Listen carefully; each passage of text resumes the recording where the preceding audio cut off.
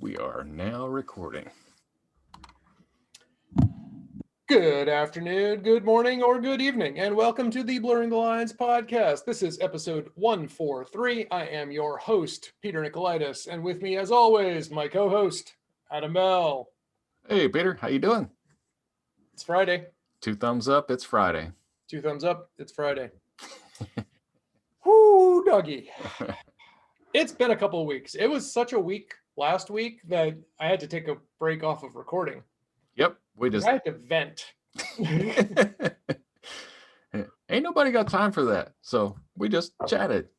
We did just chat, and that was fun. Yeah. Oh, yeah. Some days, dear listener, you're just not entitled to hear all of the stuff. You know, that is reserved for our paid subscription. Yep. So if you want to subscribe, as little as $10 a month, you get access to the private conversations between me and Adam. Incidentally, these private conversations are also available free of charge to Amazon, Apple, Google, Facebook, the NSA, Microsoft, Sony, Samsung. Yeah, every vendor along the way. Yeah. So they get it all for free, but you have to pay. You must pay. It's a subscription. I mean, it's a small $10 month. You won't even notice it. It's 2 cups of coffee. It's 2 cups of coffee. Bingo. Ooh, yeah. So as we were saying, yeah, I needed to take a break. It was pretty rough. We at the hospital rolled out a big initiative to ratchet down security, like lock things down hardcore. And security, by definition, is the inverse of convenience. Yes. And when you make things inconvenient for people, they complain. Lose their mind? Oh, no, Yeah, just like, complain. No, they lose their Okay. rigging out of the... Anyway. So I dealt with a lot of that over the last 2 weeks, and I was happy because I was actually in a meeting and reporting to the CIO of this large health network, for which I am now doing security operations. And luckily, I had no pushback from what I had been doing, so I was pretty pleased at that, because there were definitely people who were complaining, saying, you know, we thought we were going to be exempt from this new policy, and we're special, and you can't do that to us. And you're all special. Some of us are just more special than others, right? Yeah. So that's what was going on in the world of Peter this past couple of weeks. Oh, it's gotten better now. So, yeah. You know, getting support from above is always a little. It's comforting, you know, to know, like, oh, okay, so management does not think, you know, executive management does not think that you're doing the complete wrong thing. So good to know. Yeah. Thanks, guys. All right. On the plus side, I finished my psychology class, and I got an A, 4.0. So fantastic. Yeah, another win. You're still the old dude killing the curve. You know, I have to think that I'm probably not the only one in this class. It's fairly non-traditional. So okay. There are a bunch of old dudes and dudettes. Maybe I'm the older one. I don't really know. But it is very non-traditional. But the class was very easy. But there were also definitely some folks in there who seemed to be not really getting it. So yeah, maybe so.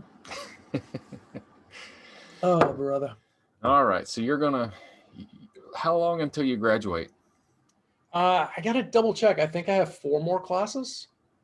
Nice. So probably at this point, because I'm cheap and I'm getting tuition reimbursements, I'll probably wait until next year just to spread it all out. But I don't know. I need to double check, actually. Now that you mention it, it's possible. I mean, I certainly could do it this year, no question. But I'm just pacing myself. You know, I'm taking like 1 class per semester. And because I have this nice tuition reimbursement package, which pays me $3,000 per year, and each class costs around $800, there's you get monetized 3 classes. Yeah, exactly. 3 classes, absolutely. 3.5 classes or so. Mm-hmm. So I'll and the nice thing is too is like you can stay a student and you can skip like 6 months and not take anything, and it doesn't, it's not, you don't have to drop out and re-enroll or anything like that. That's cool. Plus all my student benefits discounts stay during that time. So my Apple, my Amazon, my Spotify, Google, YouTube Premium is student discount. Oh, Like nice. all these things are available at like half price. Yeah. So I figure this students were stealing it, so they might as well give it a discount rate so they get something. Exactly. I mean, a student paying $5 is cheaper than zero or better than zero. Yeah. So I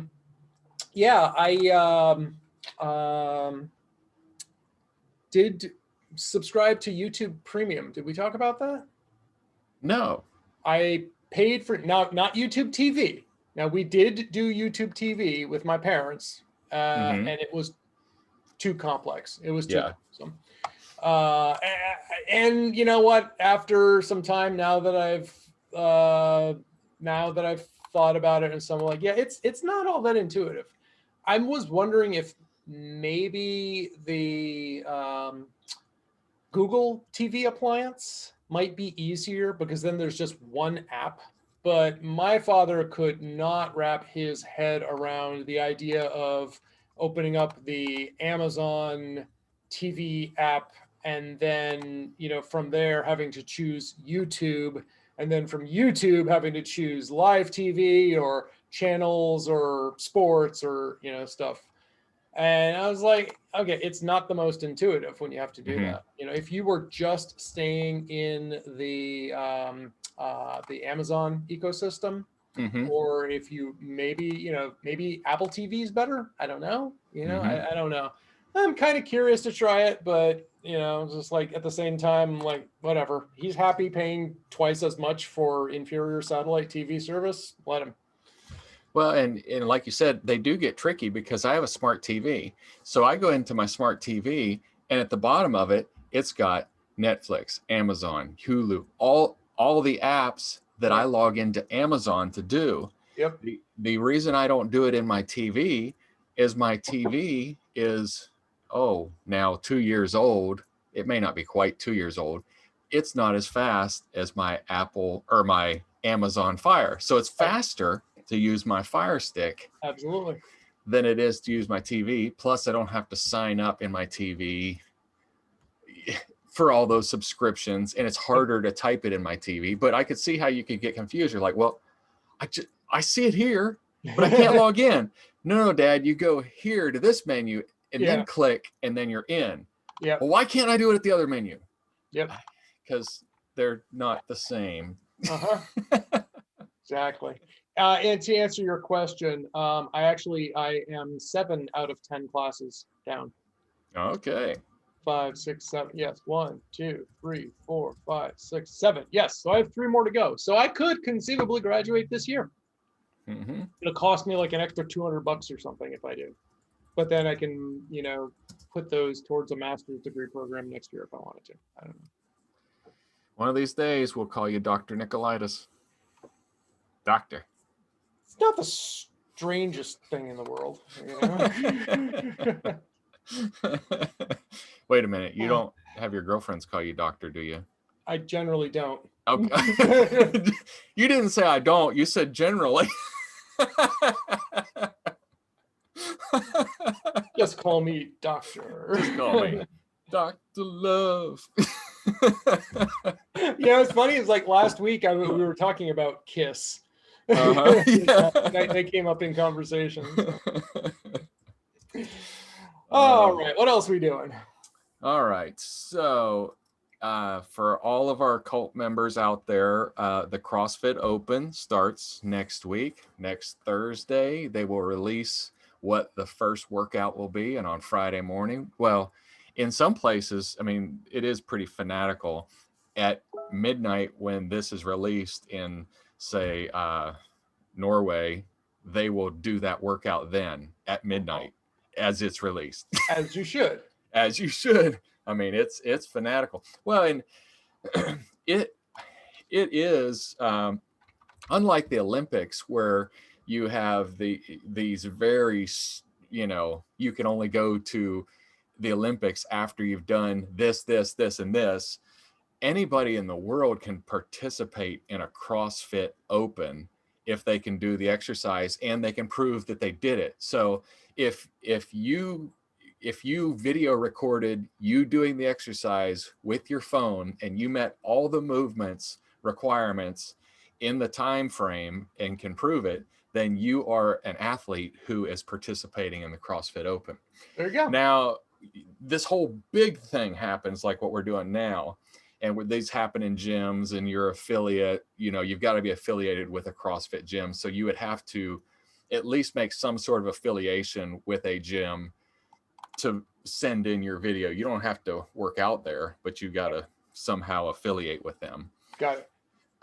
But then once regionals, then it does bring it all closer together and you actually get together. But it's really kind of amazing thing how many people around the world get in on this. And like I participated in the 2018 and I was in the 40 to 45 age range. Well, whatever, the 40, not over 45. And I came in 15,000th. That was the place that where I came in at the end of the rankings. Well, in 2021, we didn't do it. But in 2019, when I aged up to 45, I came in 8,000th. So I cut it in half, but which is better than 15,000th. But I suspect that the age bracket shrunk. I mean, I probably did become a better athlete because I got better and have more movements down, but the age bracket shrinks. So there's a friend of mine who's a ultra marathon runner, and he's talked about aging up. He said the problem with aging up is these elite athletes that I'm running against, they're also aging up. And while the field shrinks, these same good guys I'm still racing them. And, you know, the ones that have always been beating me are still beating me. You know, you're going to get some attrition, but I'm aging up, but these guys I'm competing are also aging up. Yeah. Funny how that works. Yeah, it's so weird. Oh.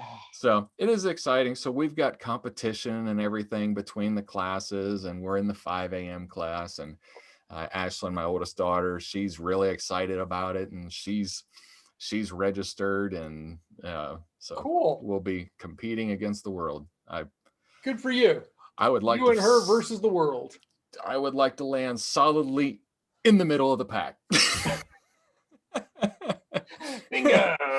I would like to be in the 2/3. If we were breaking it up into thirds, I want to be in the 2/3, the second third. I got my credit report again recently, and I got to find this because I was really disappointed. Not in my numbers. Like my credit report is really good, but I forget exactly where it was. Hang on one second. This is kind of funny. So you know how the credit report, they break it down into, there's like, you know, you've got amazing, super duper great credit, and then you've got very good credit, then you've got good credit, then you're gonna have trouble getting a loan, and then don't call us, we'll call you. Yeah. You better move back home. Yeah, pretty much. Yeah, get a starter credit card. Oh, unable to load. Good, thanks. Well, anyway, I got so I had to reinstall Evernote because it was giving me troubles, and now it's like, oh, I can't actually load the snapshot of the credit report that you saved, which is awesome. Thank you so much, Evernote. But what I was interested in is seeing the breakdown, and something like, I don't know, 50% or more people show up in the very good bracket. 50%. So yeah, it was a high percentage. Like you're talking about the curve, you know, it just goes up, and the biggest, or maybe it's I don't think it's 50%, but it's the largest percentage of. So it's a plurality at least. Yeah. The largest percentage of people are in the group that I'm in. So the largest people, largest percentage of people whose credit scores are being monitored have very good credit. Uh-huh. I guess that's a good thing, but it doesn't make me feel special. Yeah. So, Yeah. Well, yeah. Well, I mean, I guess, well, maybe we're good credit nation. I don't sunny side up kind of thing. We've talked about how, so I paid for Experian this year, and I go between, I don't know, I think it's good and very good. So like my number, however they calculate it, I'm at the right threshold. And then if anything happens in the month, it goes down and drops off. And they said, oh, your credit has changed. You're ranked from now good, from very good to good. yep. You need to look at your credit score. And I don't do anything. And then It's better. and it's better. Yeah. I started getting those too. It's like, you charged something on your credit card that affected your score. Like, thanks. Thanks. Well, and so I had everybody has a credit card, I think. I have a credit card, and I paid it all the way off. Typically, I try to keep it at nothing anyway. So I end up, the way that it goes, I end up paying more than what was on the card, but sometimes there's still money that is on the credit card. So finally at the end of last year, I paid the whole thing off. So it was zero. Like there was never any interest charge. They weren't making any interest on me because I was paying more in than I was taking out. It just wasn't clearing it off. So I finally cleared it all the way off. Well, they then raised my credit limit once I paid that off. They're like, well, Funny hey, how that works. yeah, we've now increased your credit limit. And wait, let me guess. That lowers your credit score because you're more of a risk. You're more of a risk. You have more credit. Yep. I have like on the Paradigm credit card, I generally keep a fairly high amount, credit limit. Well, like amount and limit, right? Because I pay for as much as I can on the company credit card, so because I get money back, right? So if any of my vendors take that, I'll do it, unless of course they're like Lifeboat Distribution, who charges like a 5% credit card fee. 6.5%. Yeah. What? Maybe not. Maybe not. Yeah. But generally I put it on credit because I get cash back in my pocket, so makes sense to me, right? Mm-hmm. But like for my personal cards, I just double checked. Like I think one of them has like a $30,000 limit on it or something like that. I know that's stupid on a credit card. I've got a home equity line of credit, which I could use for a big purchase like that. Why would I?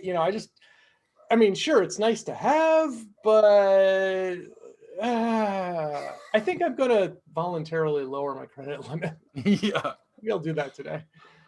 Well, I was working at a financial firm back in the 2000s, and I was working in one of the brokers up there. I was in Philadelphia, and so we were talking about credit cards, and it was him and me and another person, and they were talking about, he said, I think I'm going to roll my balance over to a different credit card company.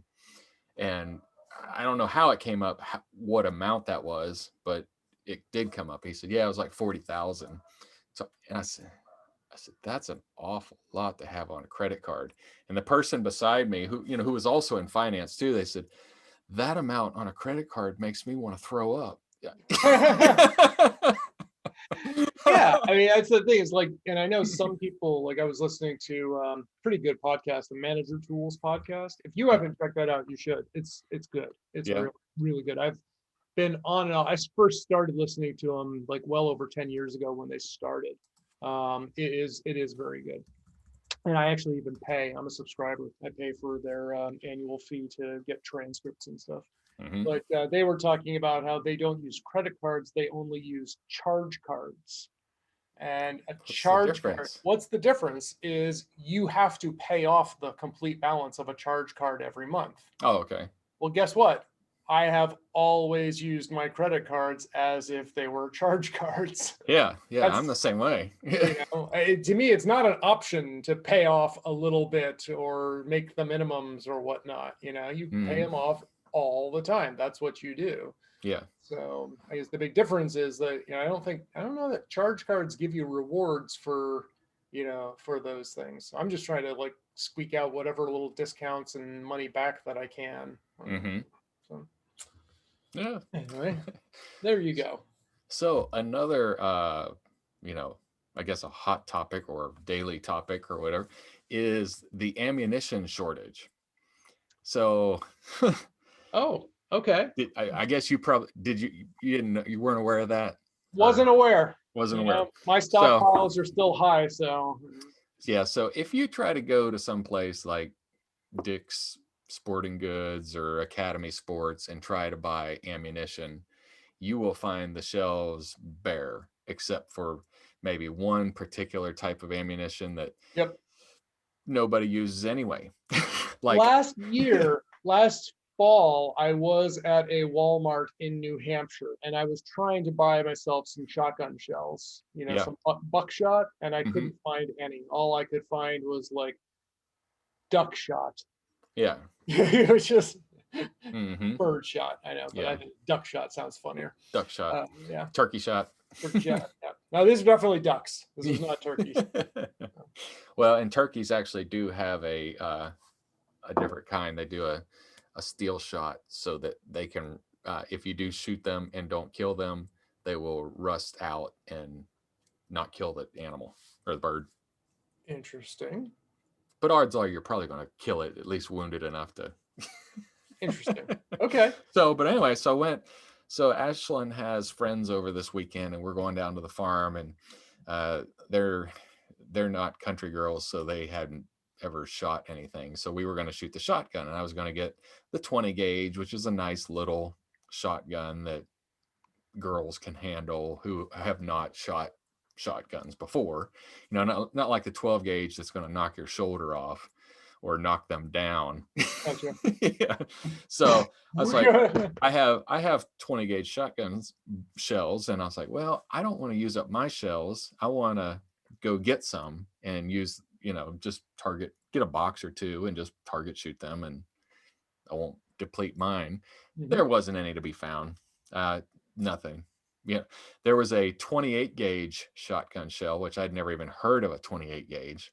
And one of my friends who is a fanatic, I was like, yeah, they only had 28 gauge. He said, well, I have one of those and a case of that ammo. I'm like, you're not right. I know.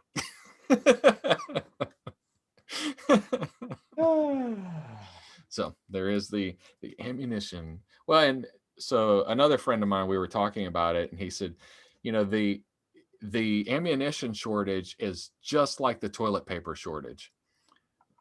They have not stopped producing it. They are producing it as fast as they possibly can, but people are just taking it off the shelves as fast as they get produced, and they're hoarding it.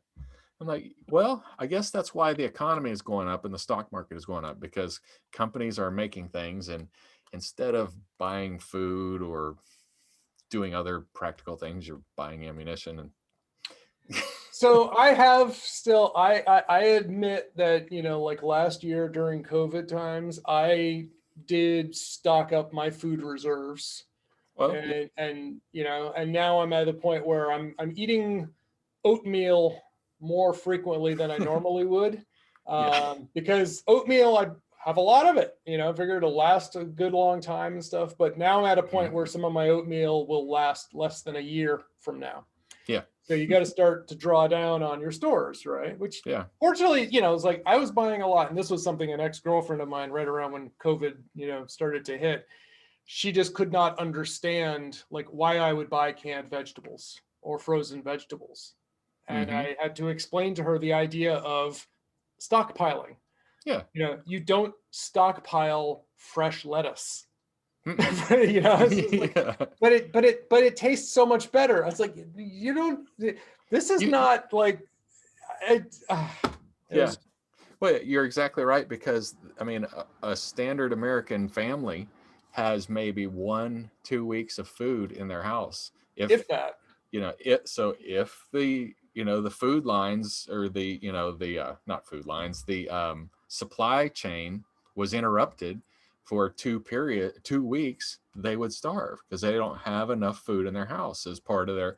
And if every household did that, then we wouldn't all be at a shortage like what we're doing right now. Because if everybody were stockpiling and rotating, and I don't mean planning on 6 months of food, but 30 days. 30 days is because if every American household had 30 days of food that they could survive on, then we could help one another. If somebody were out of something, it would just be a whole lot smarter as a people.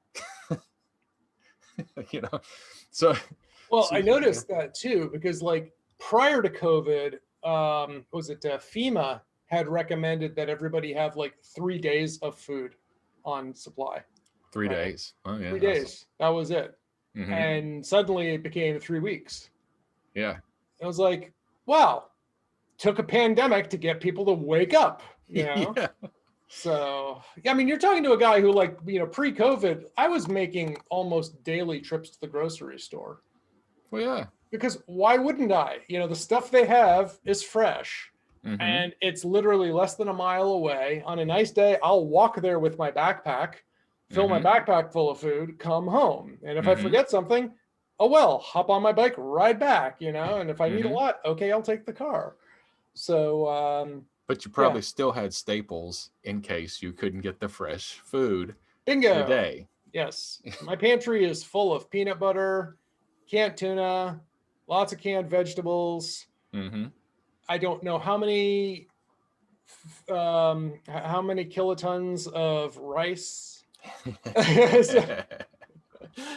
So there's a lot. My foundation with rice. Yes, I could live for a long time on the food that I have, there. Plus, I have, enough ammunition to safeguard my stockpiles. Yeah, so. That's all you need. So this week, I haven't told you this. So, actually, it was, I think I got to experience a real phishing scam attempt with real live people, not an internet like email scam, but like really a real person trying to scam me. So I got contacted through my webpage. They called my office and said they needed help with Office 365, and they knew that I was a Microsoft partner, so they wanted help. So I called him. I'm not going to say his name just in case he's not actually a scammer and actually just doesn't do business well, but just in case you don't do so good. Yeah. So he explains to me what he wants to do. He explains to me that he's got this $38 million contract with these school systems to deploy computers to students, and they will then take the tablets with them, which I couldn't understand because they're a medical practice. And so you're doing the telehealth through that computer? Yes. But the only thing that you're doing is telehealth through that computer? Well, yeah, but they can use it for whatever when we're not doing that. Like, that doesn't add up to me. Oh yeah. We let them take the machines home, use it for personal use, play games, email, surf whatever. We either put a T-Mobile card in it or a Verizon card in it, so they'll have an internet access anywhere that they go, and also so we can track that gear. Like, well, that are they part of some special program? I mean, are these special needs students? Are they some? No, they're just the regular students in school. Like, okay, so what do you need me to do? Well, we want you to be able to manage the licenses of Office 365. So that's not hard. I mean, I just put a RMM agent on those things, and I can then track them, remote management software, and track them. And these licenses, and Microsoft Intune, I explained all. well, yeah, we got that. And then I'm thinking about building my own operating system. What? He said, well, I'm tired of dealing with these hardware shortages, and I can't get these computers, and I want to get Microsoft, and Android's got another one, and this spreadsheet does. And I'm like, okay, what does this have to do with what we were talking about? I mean, and did you say like, oh well, I've always wanted to develop operating systems? yeah. Well, I said, that's not a good idea. I said, that's so hard. I said, look at Microsoft. I mean, you know how much time they spend just maintaining their operating system, and it's got all the hardware independencies. Yeah, but then I would know where to go when I'm having trouble. Like, okay, I'm not gonna. I don't care about this, because this doesn't have anything to do with me. And then then it was like, I'm going to manufacture my own tablets. What? Yeah. I've contacted a manufacturer, and I'm going to get my own tablets. Like, okay. That's a good plan, I guess. You'll know the hardware then. You'll know the operating system then. And then he's, I got a DoD contract. I'm like, what is this guy talking about? I don't even know what he's talking about. And so then he starts talking about dynamics and everything else. And I said, okay, so you need a dynamics implementer to manage your ERP. Yes. Okay. Yes. Okay. So what are you going to put in your ERP? Well, just imagine everything's in it. Okay. You're going to need to tell me what everything is. I don't know what imagine everything's in it. And I need to be able to track all that, and to do the different business people are in it, and I'll have HR in there. And I'm like, okay, so I still don't know what you want to do. I said, I've got a software guy. I said, let's schedule a meeting with him, and we'll talk about implementation, because he could help you implement. And we're not on the phone for 10 minutes with my software guy. And he's like, I don't understand what you want. I don't. He said, I'm not. And then he explains it again. He said, he's looking, and he said, well, what you really need is you need a Microsoft Dynamics implementer, and I'm not your guy. And so I was like, okay, sorry, I'm sorry that this guy won't match up with what your needs are, but I agree. I said, this doesn't make sense for me. So I called my software guy back. I said, dude, this guy's bat blank crazy. I don't know what he wants. He's like, I don't know what he wants either. He said, I said, I don't think this is right. I said, I'm just going to politely tell him best of luck. Cause I don't, even if he's legit, this is going to be a bad relationship, because I can't understand what he really wants and what he needs from me. So if I don't know what that is, I don't know. Yeah, so then he sends me an email the next day. Still going. He sends me an email the next day, says, with this long email of what he's thinking about doing and this and that. And he said, so let's talk this money thing. He said, so what I'm going to do, or what I want to do. And he breaks down the cost, of this contract. And my portion of the contract, my company's portion for managing Office 365 license, is $42 million. That's what I'm going to make. My company's going to make. All right. I'm here. I'm here. And I just said, I read it a couple of times, and I couldn't figure out the angle. I mean, I really I'm like, I don't understand this. My gut says at some point you're going to have to buy in. Yeah, I was when's the buy-in? When do I buy in? Yep. So I was like, I'm not waiting for that. I sent him a polite email saying, I thank you for the opportunity of doing business. I'm going to have to respectfully decline this offer. I wish you best of luck with this huge endeavor. And I haven't heard back from him since. So I was like, what is the angle? And so I told my team this morning about it. I said, well, we turned down a $42 million contract this week. So just so you know, and so I explained it. I gave the real high level short version of that. And one of my guys said, well, that's a scam. I said, I know it's a scam, but I can't figure out what it is. He said, no, what it is is they get the government contract, and then they commission contractors to do the work. You don't deliver the work. They say that they paid you the money. They pocket the money. They disappear. You're a legitimate business. You owe the money for the contract work that did not get completed. I was like, there it is. I knew it was there. It was there somewhere. But like I said, well, a fictional character, Travis McGee, he says, you fundamentally can't con an honest person. I'm not saying he's not saying it's impossible, but an honest person is a lot harder to con because they're not trying to pull anything, not trying to pull a fast one. I know you're not going to fall into greed for yourself. Yeah, because $42 million is a lot of money, and that got my attention. Yeah, if I had that kind of money, I would retire. I mean, I would not keep doing Sublime in the way that I'm doing Sublime. Oh, why would you? So let me make sure I get this straight. So you turned this guy down, right? I did. Is he still looking for developers?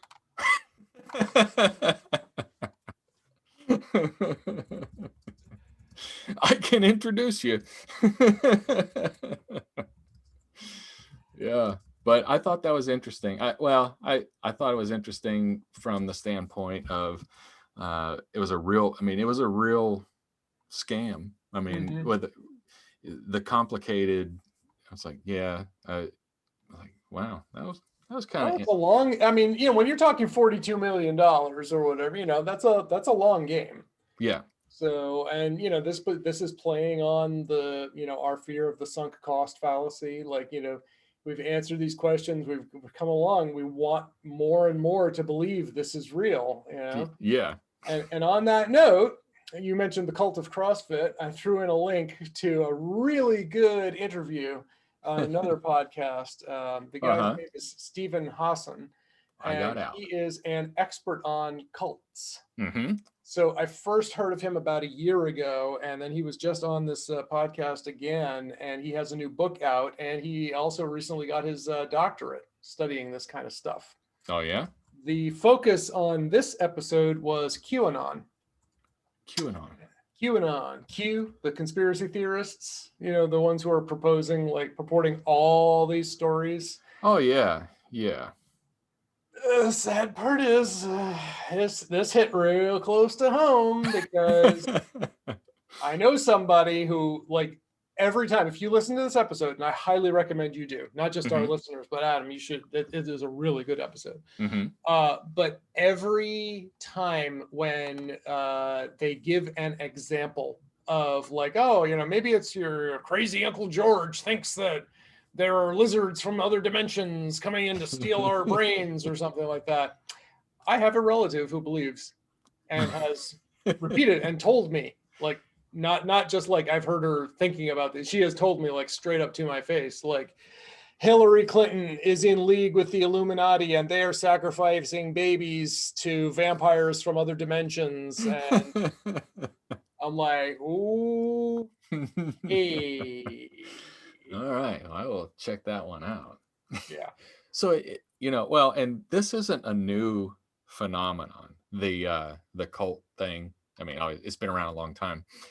We just happened to catch on one of the, I think it was the History Channel, or it wasn't the History. It's the one, it may have been on Sci-Fi, where they were going through this building archive dig in Amsterdam, and the building was from the 1800s, and they just refound, it had been in disrepair, but they just refound the basement in 1999, and they've been excavating it, and they found all of this, multiple kitchens set up, and all these caves built underground, and rooms, and just completely, it was what did this guy do?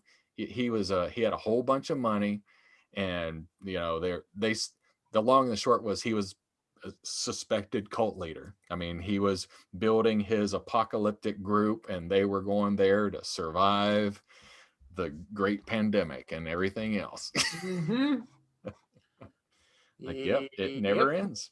It doesn't end, like, because these are the same people who are saying, like, well, the world is going to end in 1999. Oh, we were off by a little. It's going to end in 2000 at the millennium. Oh, we meant 2010. Oh, we got it wrong. It's 2012. No, wait, it's 2022. Well, Yeah. and I didn't know this. I didn't know that that was a big part of the Mormon faith, was the preparation for that. I mean, they have like locker rental stores for your stored goods as a member of the church. I mean, That's it's a handy. that's a big thing. I was like, huh, I did not know that. Be prepared. Be prepared. I mean, I don't know. Obviously, I'm a Boy Scout at heart. I think we should be prepared, but let's use some. Yeah, but the thing is, and that's the thing though, is they use tips like this where they take a little bit of reality and then dot insanity. Yeah. Yada Yada yada. there you go. That's the part. So Insanity. yeah. Oh, how much time do we have left? I don't know. I think we're pretty close. I think this is pretty decent. We should move on and maybe do a nifty and call it good. Okay. Well, then I'll just call my Cloudradial experience for MSPs our nifty. That sounds nifty. Let's talk about that, and we'll save my speakers for next week. All right. So this is a nifty service for MSPs. It's a very practically cost service as well. So what it does is it is a wrapper. It is a digital dashboard where you can take information from multiple locations and bring them together for your client experience. I mean, there are lots of things like that. There's Microsoft Power BI. I'm not talking about that. Bright Gauge. I'm not talking about just a gauge. I'm talking about a working platform where your clients can take a look at their tickets. They can take a look at their assets. They can take a look at how many Office 365 licenses they have. They can get training in there. They can store their documents surrounding IT in there where we can collaborate with them. Now, all of these things are possible through other means. I mean, we could do what I talked about with Teams. We could talk about how I could do that with Kaseya. We could do that with IT Glue, but I would be sharing those with 5-6 different applications, Right. where this brings it all together under one application. And it's a really put together thing for Microsoft 365 subscribers, because then you use the single sign-on and it gets you signed into the platform, but it also has you signed into your Microsoft products as a side of that. And then within the portal, it's got nice shortcuts for all of your Office 365 applications. So you could do it through a web browser. It doesn't take any of those other ways that you can get there, but it brings them all together. It's also got canned tickets. So you go in there, you say, I have a problems, computer, slow, whatever, and then you put in, you don't have to put in your name or any of that stuff. You just put in the stuff, and then it submits it straight through your ticketing system using an API. So it's not using email where they're taking a chance that it might get lost or being marked as spam. Yep. Direct API, exact classifications that you want, exactly from the user that you want. Right. And it's pretty slick. And as the manager can see all the tickets that their team has in the portal in one place, and then the users can see their own tickets that they have, because that's another thing that most users, they can't see their own tickets and they don't know what the status is, and most of the time that's their big frustration, is just not knowing. One aside, we enabled client-side views of our ticketing portal system about, this must have been like 8-10 years ago or so. Mm-hmm. everybody to a client without exceptions. They would look at it one time after we showed them how to get to it, Yep. and never again. They would just email us, and since we're really responsive to emails, that was good enough. But anyway, carry on. Yeah. Oh, you're absolutely right. The users have to buy in if they want to, and they've got to find value in it. Even if they don't find value in it, they don't want change. Or even if there is value there, a lot of them don't want change, and they'll just do it the same old way that they've ever been doing it. My vision is that the managers will find value in it. My operations managers, my practice managers, they will find value in it because they can see all these things about their company. The other thing that it does is it also does, so I do technology business reviews. It will also help generate the data for your technology business review. So you set up metrics on your policies of how important things are, and then it feeds into a category, and it marks it as green, yellow, or red based on what your metrics are. So if you're a HIPAA compliant shop, one of the very important things is that screen saving must be turned on, and it must be at a ridiculously short rate. Well, so the policy can then, there's an agent, the agent queries the computer responds back that says, yes, I have this policy. And you're monitoring 100 computers and they all show back good. This box shows back green. But it'll also do the metrics, so you can do like a fail if it's just one instance. Like if there's one computer out there with no antivirus, you want that to fail. But if there's one computer out there that doesn't have a screen saver on, you want that to be a, hey, somebody needs to dig into this. And that's yellow alert versus red alert. Yeah, this is a 10-point hit instead of a fail alert. So it does some pretty cool things like that. All these things are doable in other things because I use Audit IT for that particular thing. But I have to manually do that. I have to run my own report. I have to review my own report. Then I go into Audit IT and say whether it was green or not, because there's no way to tie those systems together. So this is pretty cool. And there's also client training for Outlook. It's got how to use SharePoint as a basic user. And then they have what they call their Big Brain Academy, or I think they just call it Big Brains. And then you could get all kinds of other training applications within the portal. And it's just kind of another way to draw the clients into the portal. But sounds like a pretty cool, comprehensive offering. Yeah, and it's not bad price. So right now, the price is $195 per month for 500 endpoints, which really isn't bad. They are going up in price though in April because they're adding some more stuff. Oh, another thing that I really like is they have a Teams app. So if you're working with a company who lives in Teams, in the bottom left-hand corner is you have your little icon within Teams. They click it, it pulls the portal open, and they can submit their ticket right there, which would be faster than email. And it's instant go. So pretty cool, nifty. Pretty nifty.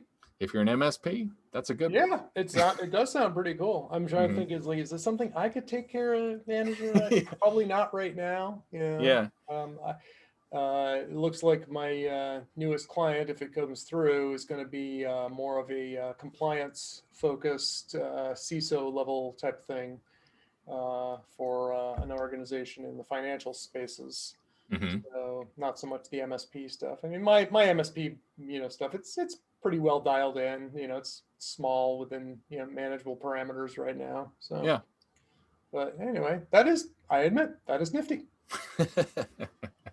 On that note, yes, maybe you should take us out. Maybe I shall. All right.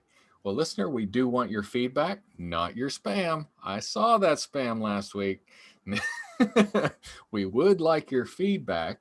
And if you'd like to discuss a particular topic, you can drop us a line at www.blurringtheline. All right, try this again. www.blurringthelinespodcast.com. There's a contact us form out there. Fill it out. We'll get notification. We'll talk about it on the show, except if it's spam. Blurringthepodcast.com. Blurring the podcast. Let's blur that podcast. We are not drinking on this podcast. Not yet, but I have a feeling later today. Oh, I do. You know, when COVID lifts, I say that we must road trip. I agree. I think I've already plotted it out, but you know, there are superchargers from here to Tennessee, so I can definitely make that drive, and Elon will foot the bill. So Elon will flip the bill, and then we'll head off somewhere.